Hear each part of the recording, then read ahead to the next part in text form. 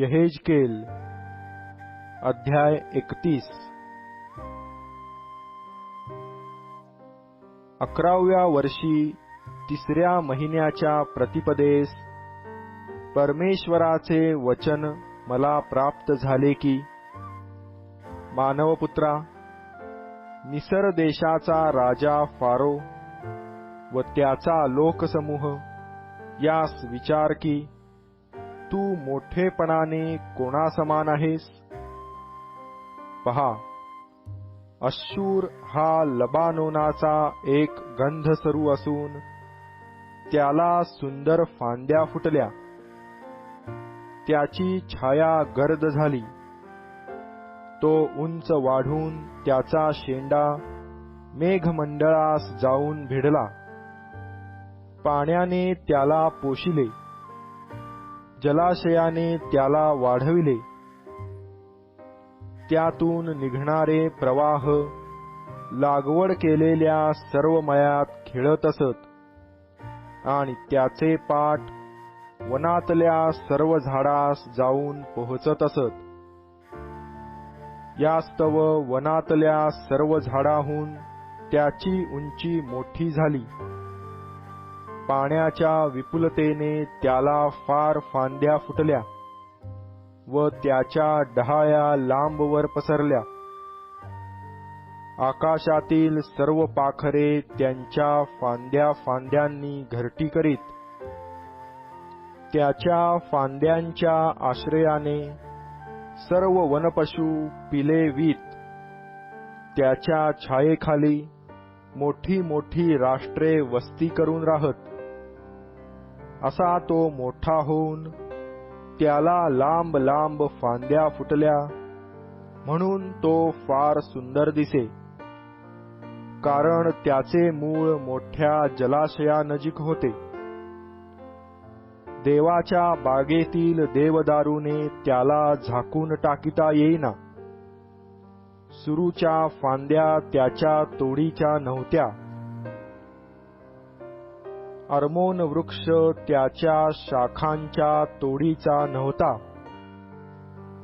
देवाच्या बागेतील कोणतेही झाड त्याची बरोबरी करणारे नव्हते। मी त्याला असंख्य फांद्या फुटू देऊन एवढे सुंदर केले होते की देशाच्या एदेन बागेतली सर्व झाडे त्याचा हेवा करीत। ह्यास्तव प्रभू परमेश्वर म्हणतो, त्याने आपणाला उंच केले आहे, आपल्या शेंड्याने त्याने मेघमंडळास भेदिले आहे। तो उंच झाल्यामुळे त्याचे मन उन्मत्त झाले आहे, म्हणून मी त्यास एका बलिष्ठ राष्ट्राच्या स्वाधीन करीन, तो खात्रीने त्याचा समाचार घेईल। त्याच्या दुष्टतेमुळे मी त्याचा त्याग केला आहे। अन्य राष्ट्रातल्या भयंकर परक्या लोकांनी त्याला छेदून टाकिले व फेकून दिले। त्याच्या डहाळ्या पर्वतांवर व सर्व खोऱ्यात पडल्या आहेत। देशातल्या सर्व नाल्या नाल्यातून त्याच्या फांद्या मोडून पडल्या आहेत। पृथ्वीवरची सर्व राष्ट्रे त्याच्या छायेतून गेली आहेत, त्यांनी त्याला सोडिले आहे। त्या पडलेल्या वृक्षांवर आकाशातील पाखरे जमतात, सर्व वनपशु त्यांच्या फांद्यांमध्ये येतात।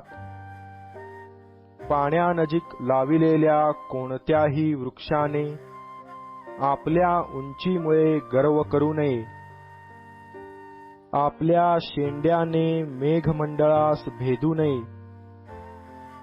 पाण्याने पोसलेल्या वृक्षाने आपल्या उंचीमुळे स्वतःवर भिस्त ठेवू नये, म्हणून हे घडून आले आहे।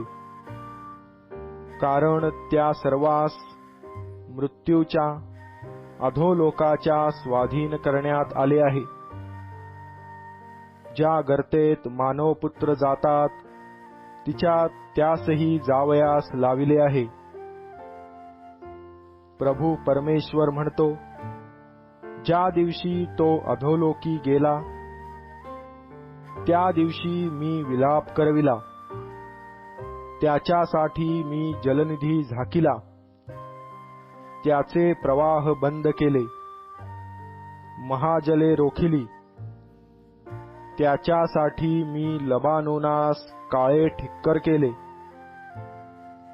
त्याच्यासाठी वनातले सर्व वृक्ष म्लानवदन झाले. गर्तेत जाणाऱ्यांबरोबर मी त्यास अधोलोकी लोटून दिले. तेव्हा त्याच्या कोसळण्याच्या आवाजाने मी राष्ट्रास थरथर कापविले. तेव्हा पृथ्वीच्या अधोभागी असलेले एदेनाचे सर्व वृक्ष, पाण्याने पोसलेले निवडक व अतिसुंदर असे लबानोनाचे वृक्ष समाधान पावले. राष्ट्रांपैकी त्याच्या छायेला बसणारे त्याचे सहाय्य करते, तेही त्यासह तरवारीने ठार केलेल्यांमध्ये अधोलोकी गेले. तू वैभवाने व मोठेपणाने एदेनातल्या वृक्षांपैकी कोणाच्या तोडीचा आहेस? तुला तर एदेनातल्या वृक्षांसह अधोलोकी लोटितील आणि तरवारीने ठार झालेल्यांसह बेसुंत्यांमध्ये तू पडून राहशील. फारो व त्याचा लोकसमूह यांची अशी गती होईल, असे प्रभू परमेश्वर म्हणतो.